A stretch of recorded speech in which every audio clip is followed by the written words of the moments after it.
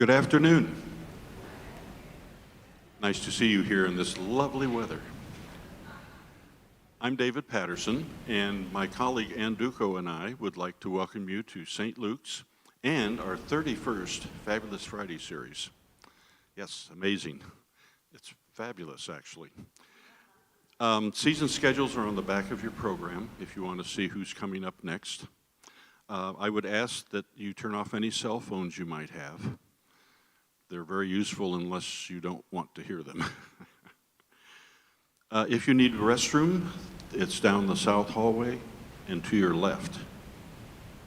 And following today's performance, we have desserts, and they will be in the south hall, so you don't have to go downstairs, which is pretty nice. I think that's it. Wow, well, thank you, and please join me in welcoming Rebecca Christian.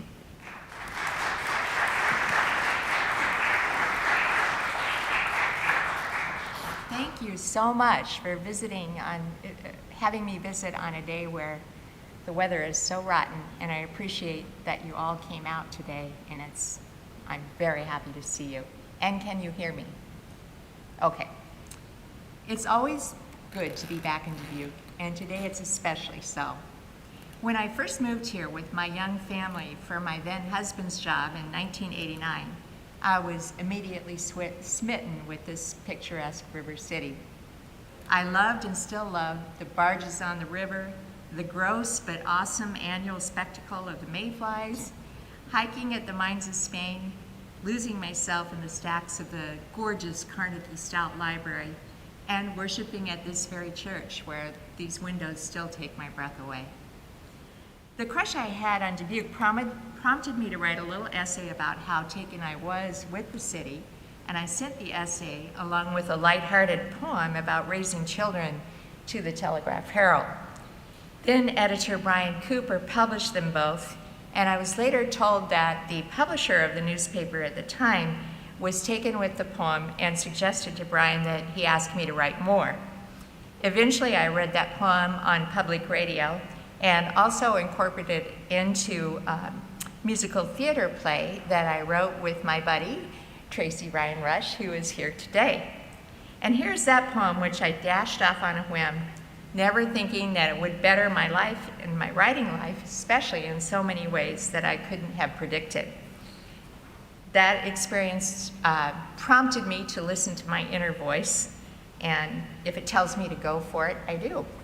And this is called Fair Notice. When my children are gone and I go to visit, I will run my dirty forefinger through the peanut butter jar and wallow the brand new sofa pillows between my bare feet. I will put the empty milk carton back in the refrigerator, use the rest of the toilet paper without replacing the roll, and hide candy wrappers under chair cushions. I will put my hair combings in the sink, my used Kleenex on the kitchen table, and my cereal spoon in the garbage disposal. I will let the phone ring 13 times. I'm aging myself here with a ringing phone, especially if they are soaking in the tub. And I will clip my toenails over the coffee table, even as company comes up the walk for dinner. I will close the door faithfully in spring and leave it hanging wide open in the winter, and I will throw up in their beds in the middle of the night. Finally, they will ask me, "Why'd you do that?" And I will quiver pathetically and say, "I don't know." And then I will throw back my head and howl. So here I am, 34 years later, still writing a regular column that the poem jump-started. I thought when we moved from Dubuque to Des Moines that would be the end of the column, but Brian Cooper graciously kept me on, and I continue to write under the expert guidance of Megan Gloss. The column is monthly now instead of weekly, and during that time, some columns have been reprinted in books, magazines, and other newspapers, but my favorite place to be published is still on readers' refrigerator doors. Recently, a reader sent me a column I wrote 11 years ago and had forgotten about. Times change, and I think I would tweak it some if I were to publish it today. But here it goes. I'll call it the Cranky Old Poop column. There was a time, and not so long ago, when girls did not send photos of their crotches to boys. That was called forward. There was a time, and not so long ago, when members of a family gathered around a table every evening to eat food prepared in that very house. The phone seldom rang at that time because people knew that the family was having dinner. There was a time, and not so long ago, when people would have laughed at the notion of paying for water carried around in bottles to be sucked from like infants in all social settings. Few died from hydration. That was called manners. There was a time, and not so long ago, when co-workers physically arose from their chairs to speak with colleagues sitting a few feet away when a matter needed addressing. That was called collegiality. There was a time, and not so long ago, when people did not berate each other for their political beliefs. Close friends, and even sometimes married people, did not know how the other party voted and wouldn't have asked. That was called privacy. There was a time, and not so long ago, when young people got married in a local church or JP's office and then went to the bride's parents' house for coffee and cake before taking a nice little trip that they would not still be paying for 2 years later. No one had heard of Belize. That was called a wedding. There was a time, and not so long ago, when mothers did not plump up their lips, hike up their skirts, augment their bosoms, and dress like their daughters. Instead, they were aging gracefully. That was called mutton dressed as lamb. There was a time, and not so long ago, when even at the state fair you would not have seen a woman trudging along with a cigarette hanging out of her lip while wearing a t-shirt with a message that read, "If I'm not bitching, check my pulse." There was a time, and not so long ago, when you didn't have to have a car to get a job, you had to have a job to get a car. You rode the bus or walked to work until you could afford one. That was called starting out or starting over. There was a time, and not so long ago, when people didn't declare bankruptcy unless they were in the direst circumstances. Extended family members took them in. That was called helping them get on their feet. There was a time, and not so long ago, when if you called a government agency or a place of business, a fellow human being would answer the phone. That was called customer satisfaction. There was a time, and not so long ago, when people who got divorced considered it a tragedy. They did not tell the reasons for it in a public forum, nor did casual acquaintances ask them why. That was called discretion. Of course, there were things so terrible about those times that we wouldn't go back to them, but that is another column. Today, the question I'm posing is, when times change, is it only manners that change while bedrock values remain the same? Or do manners only change because the bedrock values beneath them have shifted? When we have coffee and cake, maybe some of you will tell me what you think about that. Now let's step back in time from my cranky old poop days to my young mom days. Here's a column I wrote on the day that my youngest son, George, was starting kindergarten, and it was reprinted in the Chicken Soup for the Soul books. Dear George, when your big brother and little dog and I walked you up to school today, you had no idea how I was feeling.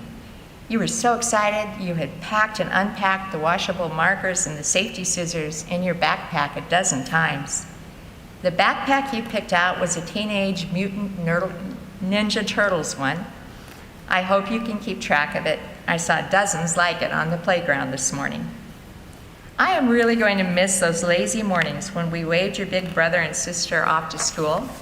I'd settle in with my coffee and newspaper, handing you the comics to color while you watched Sesame Street and drank your cocoa. Because you are my youngest, I had learned a few things by the time you came along. I found out that the seemingly endless days of babyhood were gone like lightning. I blinked, and your brother and sister were setting off for school as eagerly as you did this morning. After they set off, we could take a splash in the puddles with you in your bright red boots with Big Bird on them, Or we could do just one more rereading of your favorite book, Frog and Toad Are Friends. You didn't go to preschool, and I'm not exactly Maria Montessori, but I hope that doesn't hold you back. You learned numbers by helping me count the pop cans we returned to the store, and you could usually charm me into letting you pick out a candy bar with the deposit money we got back.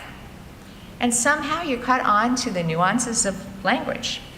Just the other day, you asked me why I always call you honey when we're reading stories and bud when you're helping me with chores. I have to admit that in my mind's eye, a camera is developing a picture of myself while you're in school. I see myself updating photo albums, reorganizing the kitchen cabinets, and just sitting down for a good, uninterrupted think. In fact, as the summer wound down and more frequent quarrels erupted between you and your sibs, I was really looking forward to today. And then this morning, I walked you up the Carlotta Street Hill to Lincoln School, to your big old-fashioned classroom with a picture of George Bush on one wall and Bambi on the opposite. When I went in to help you get settled, you found the coat hook with your name printed above it right away. You gave me one of your fast, almost too tight hugs, and this time you were ready to let go before I was. Maybe someday you will deliver a little boy with your own wide-set eyes and sudden grin to his kindergarten classroom. And when you turn at the door to say goodbye, he'll be so deep in conversation with his friend that he won't even notice. And even as you smile, you'll feel something wet on your cheek. And then you'll know. Now we fast forward some 30 years. I'm finding myself in a much different state of anxiety than whether my son will like school or do well in school. And I was touched to get many messages from readers after writing this column fairly recently. Lately, I identify with Charlie Brown, who sat upright in bed to observe, "My anxieties have anxieties." Like many of us wandering around the planet, I've been gobsmacked, grief-struck, dead broke, lovelorn, remorseful, and in a fat mood. But up until now, in my golden years, rarely anxious. To calm my anxiety, I've tried Tai Chi, meditation, warm milk, and like Charlie Brown, my own tranquility, blanket. The blanket gets me to sleep, but it doesn't keep me there. At least my dog loves it. Unfortunately, my 3 a.m. dreads are punctual as a Swiss train, rolling in to ask, does maintenance light and my Honda signify that I will die in a fiery crash en route to Larry the repair guy? Did my offhand comment offend a friend? Do I have undiagnosed COVID and have I given it to a precious grandchild? Next comes guilt, which makes me wonder how I can be anxious when I have enough dough, many interests, more loyal friends than I deserve, wonderful kids and grandkids, plenty of leisure, and a first-class husband. Don't get a big head. Meanwhile, my anxiety has become best buddies with my forgetfulness. My brain whirls like a gerbil on steroids. Is today the day I've scheduled a haircut? Am I having lunch with a friend Thursday or Friday? I've succumbed to a grandma's little helper pill to keep anxiety at bay, but this brings up new worries. Did I take that pill already? Should I be taking it anyway? What if I have undiagnosed COVID? Hoo boy. Although it feels like it in the wee small hours of the morning, I'm not alone. The World Health Organization reports that globally, the pandemic has triggered a 25% increase in anxiety and depression. I try to keep in mind Audrey Hepburn's favorite saying, don't fret, it will happen differently anyway. At night, I comfort myself with everything from warm milk to cuddling with my dog to remembering the Sermon on the Mount. Take therefore no thought for the morrow shall take thought for the things of itself. For perspective, I turn to Winston Churchill. He said, everyone remembers the remark of the old man at the point of death, who said that his life had been full of troubles, most of which never happened.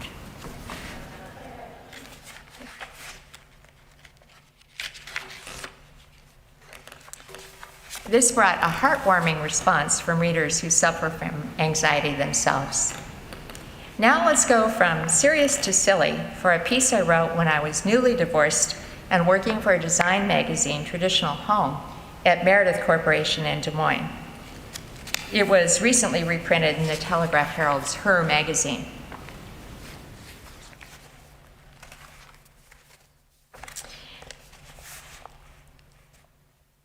At lunch with my colleagues recently, the conversation turned to a morning news feature about a group of 13 women who contributed $3,000 apiece to a time-shared diamond necklace, each having the use of it for a given period each year.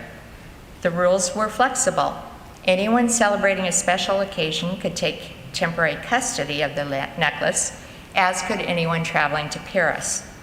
The women claim the timeshare arrangement is more about the friendship than the jewelry, but some of us have our doubts. One of my colleagues, who is renowned for thinking outside the box, except there is no box, got a gleam in her eye and erupted like Old Faithful, spewing the words, "How about a timeshare husband?" The idea spread like fire in a California drought among our lunch group of divorced, widowed, and never been married women ranging from late 20s to early 70s.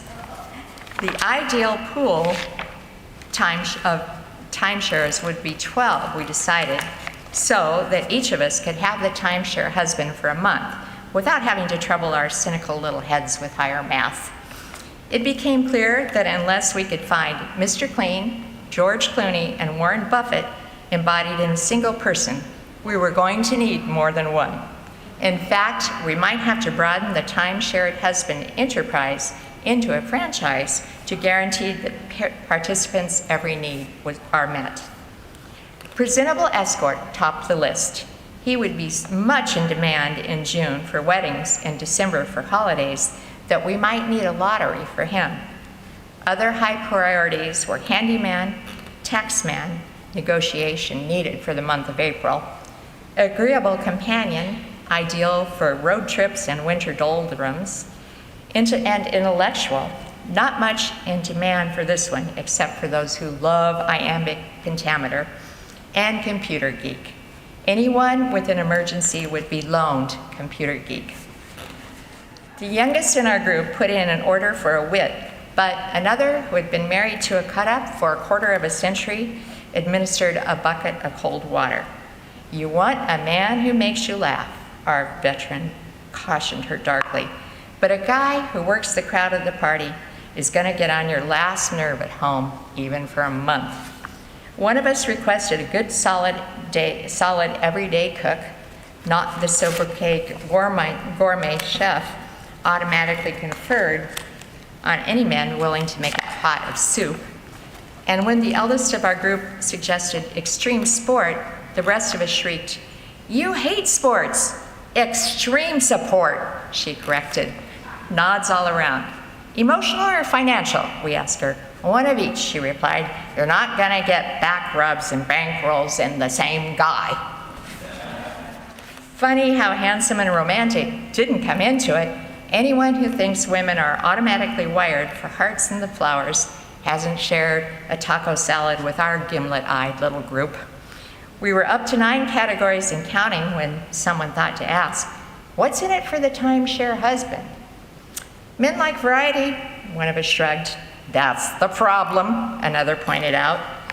For equality's sake, we made a half-hearted stab at conjuring up categories of time-shared wives, but after dewy, young, adoring, perky breasts, sports fan, masseuse, makes meatloaf just like his mother's, and never wants to talk about feelings, we bummed ourselves out and returned to the logistics of our time-shared plan. So apologies to the men here. I like men. I think they're here to stay. And I have both my wonderful son and my wonderful husband here today.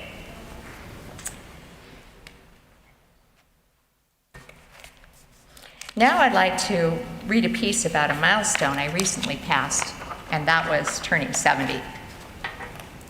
This month I turned 70. Here are some geriatric rules I live by and lessons I have learned. Don't wear your NDP mask, hearing aids, and glasses all at once. It ends with your butt in the air while searching for the hearing aids, which flew off when you removed your mask. Unless they were monsters, you will never stop missing your parents, no matter how long they've been gone. Looking at your stock market portfolio is bad for your digestion.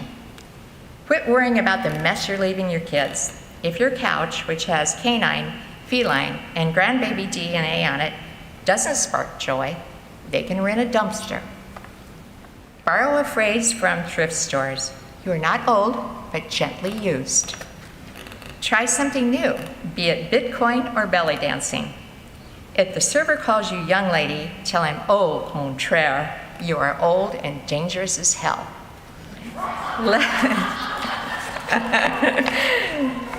Let rituals shape the day. Dog out, coffee on, papers read, messages checked, Quirtle played, afternoon walk taken, and Wheel of Fortune watched.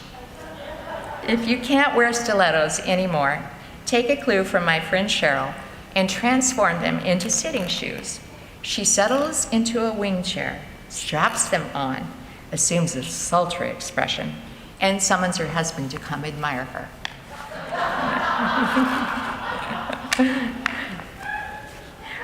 Watching the hummingbirds at the feeder is not doing nothing, especially for the hummingbirds. Don't hesitate to call an old friend or relative because you're embarrassed that it's been so long. Chances are they'll be embarrassed that they waited too, or maybe they won't remember you. Treat criticism with humor. A reader emailed me several times about how old, stupid, and annoying my columns were, and each time I wrote back thanking her for her input. After I responded that I appreciated what a faithful reader she was, I never heard from her again. There's no better beauty treatment than holding a baby. Joy softens wrinkles. When your gut talks, listen, unless it's just your belly rumbling from eating all those age-defying antioxidants. Don't speed. After 40, they give tickets, not warnings, and you have to wait until your 80s to play the old lady card. Recognize the glazed look that signals you've told that story before. Wear the shawl. It's better than pitiful shivering. Finally, rejoice that you are alive, well enough, and that your former selves are always with you, clutching your teddy bear, donning a prom dress, giving birth, or finding your first gray hair.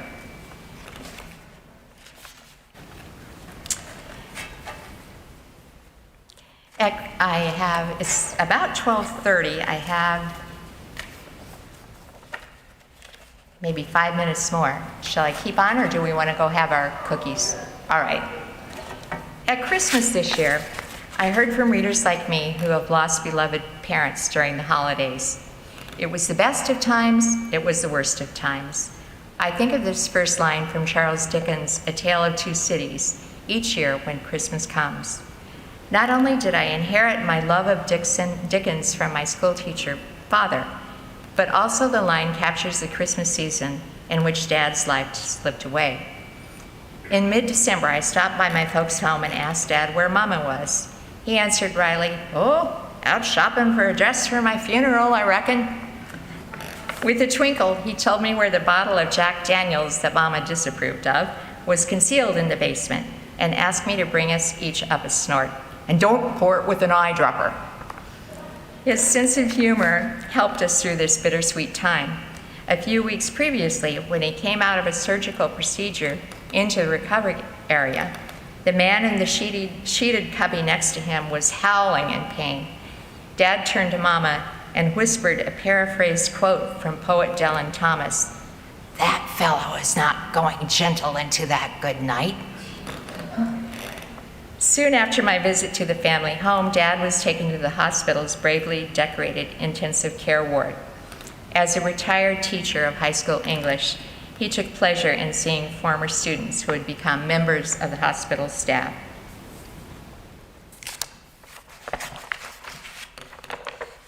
When Dad's condition worsened dramatically just before Christmas, his doctor suggested a long shot, that he be put in a ventilator so his lungs get healed enough to buy some time. Dad agreed on the condition he'd be taken off after a few days if it didn't help. Come Christmas, and my food-focused family, knowing when we were licked, succumbed to buying a lousy grocery store Christmas dinner. 2 days later, our family gathered around Dad's bedside singing hymns. His condition had worsened, and we honored our pledge to let him go off the ventilator if it hadn't helped. We were not sure he was still conscious until my mother whispered into his ear, "George, sweetheart, you will see your mother soon." A tear of joy trickled down from his eye, and that was the best of times. And I did hear from several readers about similar experience with their parents, and that was really lovely to get those emails. I'm going to close with a lighthearted piece that was published in the Des Moines Register and has been featured on some radio shows. It's a parody of the poem "Captain, Oh My Captain" that Walt Whitman wrote about Abraham Lincoln. This one is about the pandemic, and it's called "Sweatpants, Oh My Sweatpants." Oh, sweatpants, my sweatpants, our fearful trip continues. I've loved you in my yard, my bed, and other household venues. Yet the time is near, the bells I hear, the pandemic may be ending. Sad to say, oh nay, with you less time I'm spending. Oh, sweatpants, my sweatpants, the time draws nigh, oh fie. These are the facts I write with dread. I'll soon wear nicer slacks instead, and on the closet floor you'll lie, fallen, cold, and dead. Oh, sweatpants, my sweatpants, when first you came from Amazon, I pondered, what is this? Thy roominess afforded space for me and my big sis. How your pearly gray doth soothe, 'tis restful to the eye. Thy soft waistband encourageth another piece of pie. My sweatpants do not answer, they layeth cold and still. On close inspection I doth note they have begun to pill. I have worn you in the garden and out to walk the dog. In front of Turner Classics many hours we have logged. Clad in thee did we not see many a great old film? It mattered not that the look of thee my husband underwhelmed. Oh, sweatpants, my sweatpants, when this pandemic's over and your duty you have filled, the people sing, the shores exult, the churches ring a bell, but I my closet floor shall pace with slow and mournful tread. Hosannas for my sweatpants, fallen, cold, and dead. Thank you.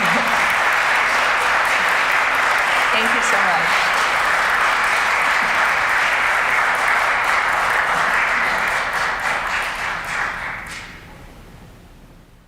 Maybe we should make these an hour. Please join me again in thanking Rebecca for sharing her talents.